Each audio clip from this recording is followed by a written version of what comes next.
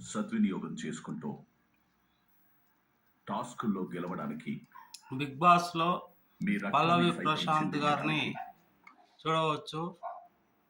ఆయన చాలా ఉద్వేగభరితంతో తన ప్రసంగాన్ని బిగ్ బాస్ చెప్పేది వింటున్నారు. గ్రాండ్ ఫినాలేకి సిద్ధమవుతున్న పల్లవి ప్రశాంత్ ఆయన తన మాటలు చెప్పలేకపోతున్నాడు.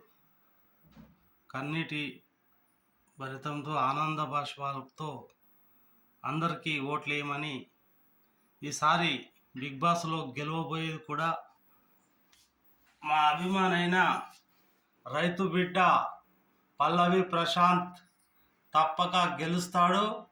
గెలిచి మళ్ళీ నవ్వుతూ మన ముందుకు వస్తాడని అందరం ఎదురు చూస్తాం. గ్రాండ్ ఫినాల్లో కలుసుకుందాం.